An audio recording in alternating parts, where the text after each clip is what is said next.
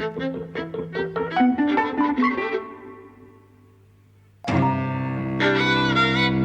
and welcome to Eavesdropping at the Movies. I'm Mike. And I'm Jose. And it's Halloween. I wasn't sure whether it was or not. I figured it had to be all the photos on Facebook of people dressing up. Yeah, Halloween. And we've gone to see Ring. The original Japanese Ring. Ringu, as we all called it back in the day. And I think that is its proper Japanese name. Uh-huh. It's from 1998 and it was remade 4 years later by Gore Verbinski in Hollywood as The Ring, which is the one I've seen. I never saw this, and it was one of these that everyone had heard about it, but everyone sort of knew of Japanese horror, or J-horror, as like the really scary stuff. You know? Like Hollywood was trash, and if you really wanted to be creeped out, it was the Japanese stuff, but no one had ever really seen any of them, from what I could tell. You didn't even know anything about this. No, as you know, I've never been really interested in horror. I mean, kind of, I suppose in the last decade or so, I've really forced myself to see them, just because, it seems kind of the most critical of genres at the moment and the most vibrant and so on. But, I don't like to be creeped out, so it's never been like a genre that... But you hadn't even heard of The Ring, or...? No, I have heard. I obviously did hear about it, and, I also heard about the American remake and so on, but I just... It's not my kind of thing. Well, I mean, I'm really glad that I've seen it now, because, I mean, it's been a long time. It's been sort of, 20 years. Well, I'm going to rely on you, really, because, now that I've seen it, I'm thinking, what was all the fuss about? I kind of am as well, I must say. I'm no horror guru, but I think you can definitely see its influence.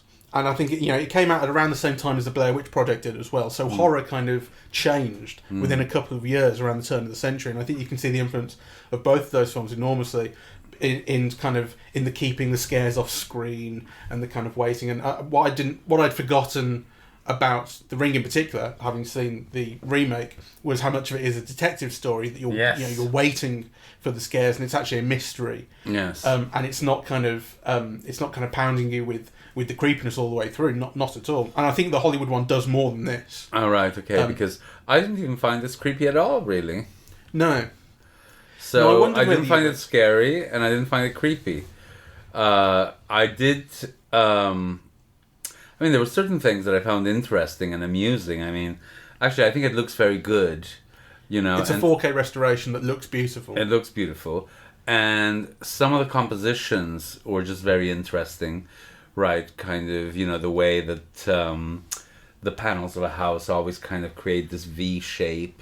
Right, the use of that Japanese architecture, the camera often on the floor, as kind of you expect. But also the way that you have framings within framings within framings that are done by doors and shelving and so on. The TV screens do that as well. They become mirrors at points in quite creepy ways. They become mirrors and then they become doorways. So all of that aspect I found really interesting. I found the leads attractive. I thought the mixing of making it like a kind of a supernatural story, I thought all of that was kind of interesting as well. I like that.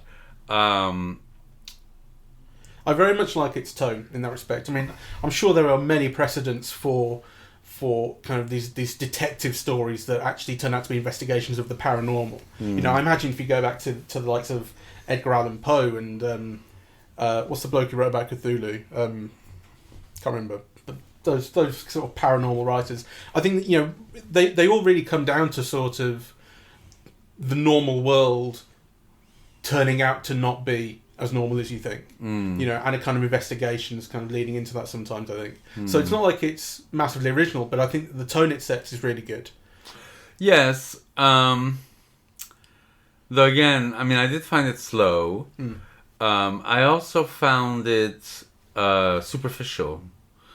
Yeah, like, kind of, for me, often, the better films, there are textures to them, kind of things, or maybe like a different, like maybe a conflict between kind of what the characters are saying and what you're seeing, or the way that the background works with or against kind of the characterization, or like great films have these textures, and I thought this was quite one-dimensional. I think some of that is quite simplistic here. You kind of it does a lot of sort of seeing some creepy figure in a reflection and then turning around and it's not there. Yes. And that's a trope that has been used many times. I don't think it's used enormously effectively here, but I think part of why this film kind of entered the cultural sort of the zeitgeist is that partly I think that it's from a different culture. So, in the Western world, it became kind of an artifact of weirdness, and something to be kind of sought out, and rather like the tape of the Ring in the film. It's like the Ring itself is saying that you go,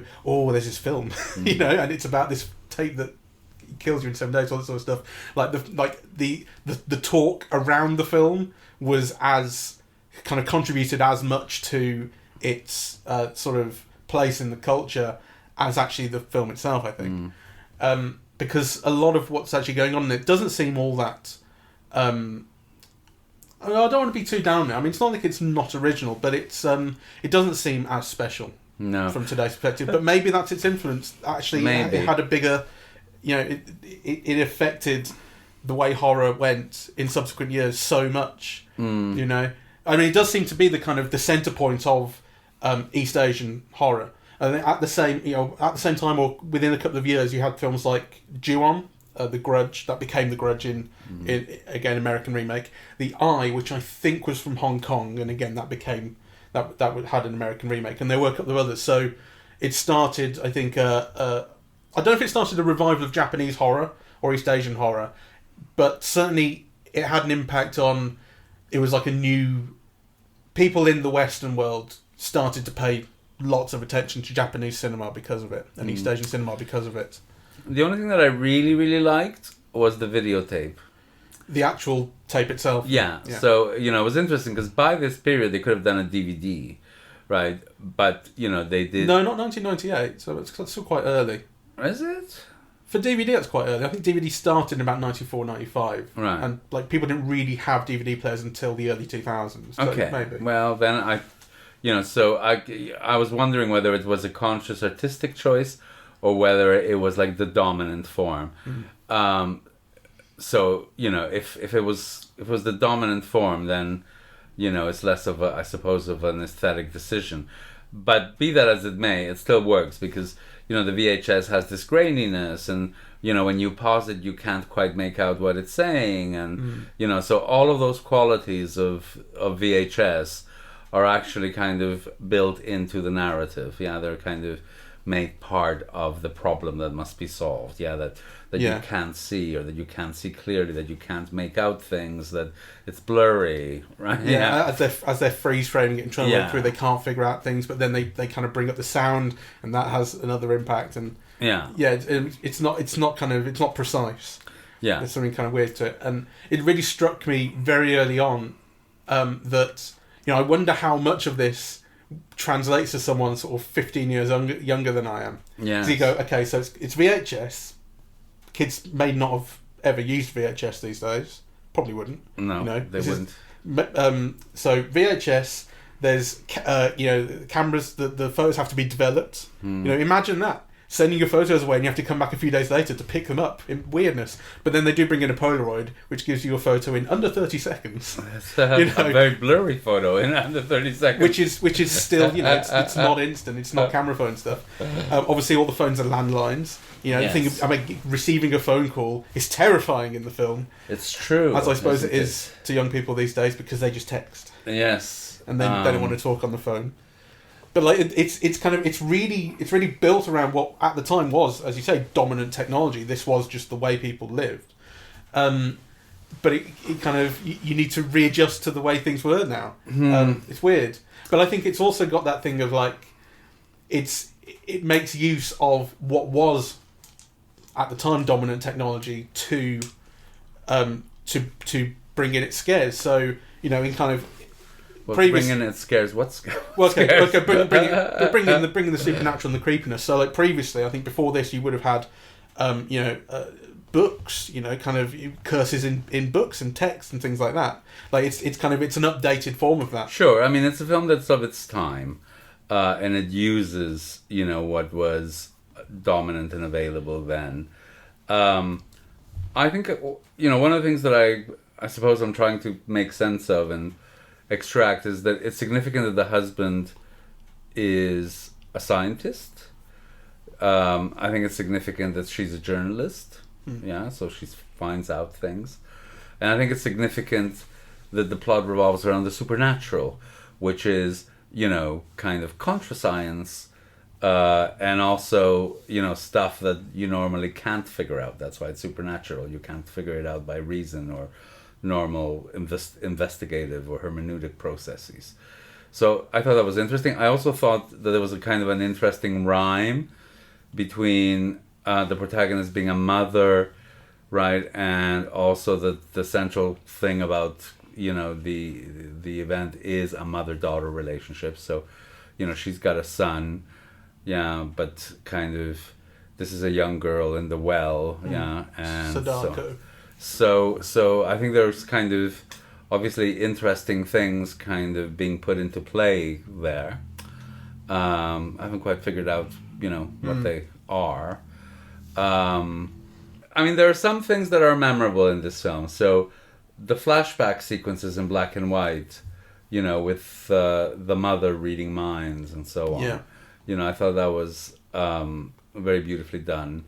Also, the moment where she goes down into the well and discovers the young girl there and hugs her or, brings her head to her breast. I thought that was kind of very good and touching, and actually I thought it would have more narrative significance subsequently. So did I. Because I thought it would be something like showing this girl the love that she never felt. Exactly. And that is what ends the curse. Exactly. Yeah. So later when they came, it's because you made a copy instead of the real thing, I thought, well, what a disappointment. You have a much more major theme in play. Right. I agree, yeah.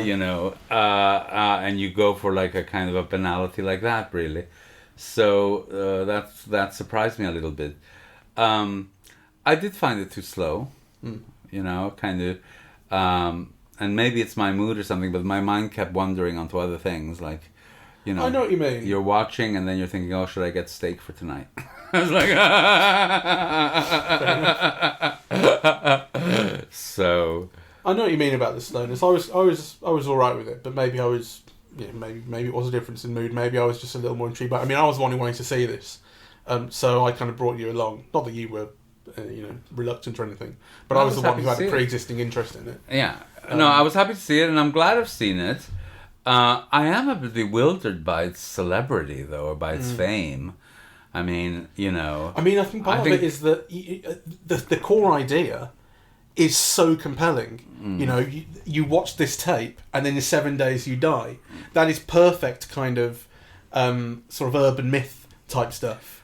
And it's kind of a meme that spreads around. It's a high concept idea. Yeah. You can imagine that in an ad line, right, for the poster. You answer the phone and in 7 days you're dead. I wish that were true of people who answered the phone in the trains. Let's start a curse. I think that's probably also true of the Blair Witch Project as well that I mentioned. The idea of that being like, it looked surreal, and people for a long time really didn't know whether it was real or not, and whether this was a real tape that had been discovered of this creepy thing. So again, it got its hooks into you because it had an urban myth quality to it. So you think that basically it's a film of its time? I think it might be. Yeah, I think they probably both are. But they did wield kind of enormous influence because everything that came after that, I think, started to look and feel different. Sure. No, and part of the reason why I want to see it today is because I know that. I mean, it is kind of like a landmark film. But aside from some graduate student who needs to see it to provide context for a later argument or whatever. I mean, what reasons would you give for someone to see it now who has no professional obligation to see it? No, I know what you mean. I think it's I think it does have aesthetic appeal still, and I think it is still an interesting. Although I kind of, having seen the remake, although I also saw the remake quite a while ago when it came out of the cinema, but I still had, vague ideas of where it was going to go and that sort of thing. I still found the mystery interesting because I didn't remember all the details, and I didn't know what details might have been changed either. And I think it does have those elements that we always talk about with seeing foreign cinema, where you're just interested to see what the world is like in this other place. That's always interesting. That is always interesting, and I think it is here too. Yes. But I mean, I it's certainly not scary. I didn't feel too creeped out. I mean, it's not scary, nor is it creepy. I must say that the thing that I found most interesting and appealing about it was that you feel it gives you an insight into some aspect of Japanese culture, which does have to do with the sea, with religion, with the temples, with particular folk tales of the place, right? Kind of, that it gives you a little bit of an in into those things. I think kind of, that's what I got most out of it. Sure. I suppose there are things that you want more answers on. I mean, I do think that ending is dissatisfying when it becomes this thing of, I made a copy for my ex-husband to see, and he watched it and he died. Because to be fair, at the end of the film, you're not absolutely certain that that's necessarily true. It's just something that she asserts. Wasn't this and the sequel released simultaneously, or like really close to each other? Not that I know of. I don't. I can look at the sequel. Yeah, because there was one, but I don't think. I know it's based on a book, and I think there was It's based on a book, but I also do think that the sequel to this film was released either very close or simultaneously. So sequel was released the year later. Oh, the year later. Okay. I don't know if it was. I okay. No idea if it was already planned or if it was. No, the reason why I'm asking is because if they were released very close together, then the problem about the ending is not a problem in the sense that it's got an inbuilt continuity, or, Well, I mean, I think it still is a problem because it is dissatisfying, as we both said. So, and it does seem to miss that thematic thing. I mean, the thing about the ending here is that, as you say, what the journalist figures out is I made this copy, and that must be what the difference is, and that must be what saved me. But you don't know that for sure, and the film then ends on this kind of cliffhanger thing where she's going to go off and make her son make a copy, which that's something that you actually see in the remake. But what she's talking about, she says, what did I do differently to him? What did I do differently? Oh, I made this copy. Well, the other thing that she did differently was that she found the corpse and embraced it. And what we were saying about that being a much more kind of that being much more thematically significant in theory. And actually, there's a sexist dimension to making this particular choice, because when she's in the well and she hugs the young girl, and you feel like pity and love and reassurance in that hug, then afterwards when she says, what did I do different, to her husband that got killed, and then of course you have this image of the husband pointing to the suitcase, right? So actually really it's the man saving her, or solving that problem for her, right? I suppose that's one way of looking at it. For sure it is a way, because kind of he needn't appear, otherwise you might think she could have solved that herself, yeah. So, but no, he appears as a ghost. And then it makes you wonder, does she have ESP or supernatural powers? Because I thought she only saw visions when the other fella was close. Who knows that he has psychic powers, is touching the fella, then she kind of seems to get some residual ESP because of it. Yeah, I wasn't sure about that either. Yeah. It's one of those unanswered So things. I didn't like that. Mind you, I think that if it was something, I don't remember it. I don't remember if it even made it into the remake. I don't recall it doing so. The kind of the idea that these people also have psychic abilities, but I mean, you can certainly imagine in the Hollywood remake or in a Hollywood version, it would be over explained to the point where it has no charm anymore. Possibly. But anyway. So I don't mind that being slightly underexplained for that reason. I think it retains a certain charm and mystery about it. What did you think of when it actually did get sort of supernatural and horror seedy? What do you think of the effects and the way it was trying to elicit effects and that sort of thing? Well, none of them worked on me. I mean, I really, and as you know, I am the most easily scared person, ever, really. So, but I just wasn't. But apart from not being scared, do you think they were interesting? Do you think it was clever or? The classic scene is where she comes out of the telly. I thought that was brilliant. Yeah. So and that's an image that stays with you, actually. That is maybe the image in the film for me, actually. Had you seen it before? Did you know it was coming? No, not at all. So it didn't scare you, but it it didn't scare me, but I thought it was like conceptually brilliant. Yeah, kind of, because then the television becomes a gateway, and not just a repository of image or a distributor of image or a reflector of images. Yeah. It becomes a it's gateway. Made real at that point. Yeah, it becomes a gateway from one realm to another or something. I thought that was wonderful. And that's what's so terrifying. I remember that really scaring me in the original, actually. I think and also it being Hollywood, having a bit more money, it being a few years later, the effects were a little more sort of substantial and believable. But it's not to say it's not believable here. I think it works really well. Yes. I thought there were things that the film just didn't work out very well, or to my satisfaction anyway. So on the one hand, men, except for the husband, are really quite scummy in this film, yeah? Kind of the old guy is somebody who exploited and took advantage of, the two women. The professor... drowns his own daughter, buries her alive in a well, and it turns out he's not really his daughter, right? So it's like almost like the only good man is the hero who dies. But actually, I thought all of the interrelationships in the film were not very well developed, right? I thought, for example, the husband's new girlfriend was like, well, student, quote unquote.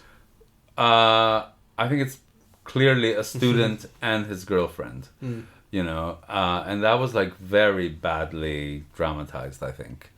I think the young girls at the beginning were very badly dramatized. It almost felt like a cliche of a Japanese, movie with like these young girls all screaming, I don't think they're particularly good actors. That may be part of it. Whether kind of they're good actors or whether the characters are drawn that way, it's a problem with the film. And in either case, I think the director is to blame, right? So if they're not good actors, well, he should have chosen better, Yeah. If they're underwritten, he should have insisted on kind of giving them more depth. So, yeah. I may be going kind of too far one way because... the fact is, I did like it, and I did find it interesting. Yeah. Right? So my thing is just, what was all that fuss about more than... Yeah, exactly. I didn't have a bad time watching it. I think the only thing that I said my mind did wander, and it might be my mood, but it also might be that the film wasn't giving my mind or my senses enough to work with, really. Yeah, sure.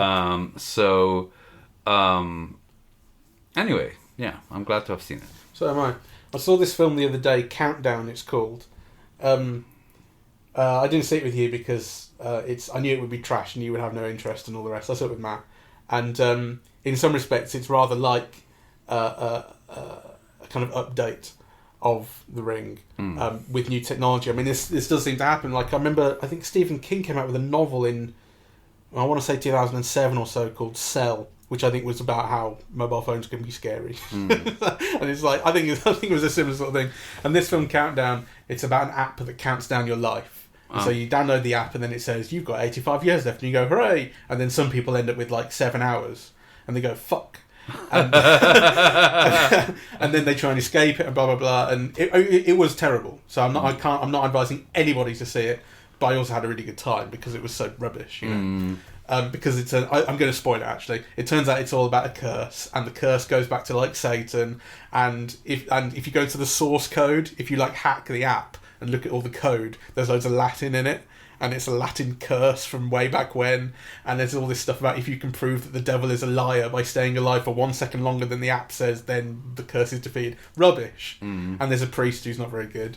Okay. But so why are we talking about this? But the point is, it's like, I think it's still a thing that happens. You know, like people are always looking for new ways to make technology scary. And, you know, they're trying to make ways. I mean, it's not original in any way, this film. So like, it's just taken a load of really normal horror stuff, curses and kind of the devil and stuff like this. And then it's just like gone, okay, now we put it into the latest thing, which is an app from the App Store. Well, I'm always interested in those things. I mean, I was very interested. I mean, I remember seeing the first Mission Impossible film. And, you know, there's a bit where Emilio Estevez is in a... he's on top of a lift. He's on an elevator. And, you know, he's got 6 different spaces, 6 different rooms show up in his laptop. And you think, oh my God, what a fantastic device. You can then... you then have a motivation to go from this room to that room, like kind of, because you've seen it in the computer, now it makes sense of, the various rooms and you can cut to them as you want, right? So, the existence of a computer changes, how you can tell stories, right? Yeah. And that was the same with, a cell phone and so on. And of course, it was the same with VHS. I mean, this is an example of how, VHS then, allows for different stories and allows for stories to be told differently, really, and like I said, one of the fascinating things is to see how the technology itself, the graininess, the wavy lines, the fact that it doesn't stop very well, but that nonetheless you can fast forward and move backwards and so on. All of that is kind of using the plot of this film in a way that is really interesting, Yeah. And that wouldn't have been possible, like... That's a really good point. It makes good use of the technology upon which it's based to bring in problems or tell its story. And to help create that world, so rather like Blair Witch Project, Paranormal Activity, things like that. And there's something interesting about how the technology is used narratively and aesthetically. So you have a difference between the black and white that you see in the videotape and then kind of the black and white images of the past, right? Yeah. Of the mother reading the mind, which is kind of clearly shot in like black and white film. Yeah, and it looks like an old movie rather than like a video, right? So all of those things were kind of interesting. That's a good point. I like those flashbacks. Yes. They look really cool. Yes, they I want to see Videodrome as well, because I've never seen Videodrome, but I'm sure it had something similar with... Didn't it have something similar about something coming out the telly in that? Oh, I'm gonna forget the plot, but yes. Though I think kind of it's people being destroyed from the insides or things bursting out of their stomach or... It's Cronenberg, so probably. Yeah, so I forget. I mean, I get a lot of those 70s ones mixed up. But yeah, I'd be happy to see that. I think it was 80s, wasn't it? Videodrome. 84 maybe? Maybe. Videodrome. 83. Right. There you go. So I mean, this also has its precedent. I mean, that's 14 years before this. So I mean, don't know if it was. That must have been an influence. And also, wasn't there something about Poltergeist with the child? That was to do with the telly, right? I don't know if it was to do with video, but it was definitely to do with getting stuck in a telly. I think. Yeah, but just like here, the ghost comes out of the telly. Yeah. I have a vague memory of that also happening in Poltergeist. Yeah, I'm sure there was something about being stuck in the telly and that, and it being all snow on the screen and stuff. Yeah. Anyway, let's wrap it up here. So I'm very glad we saw it. So am I. It's a wonderful looking restoration. So if this is the kind of film that you're interested in, it's a wonderful opportunity to see it, in its best guise now.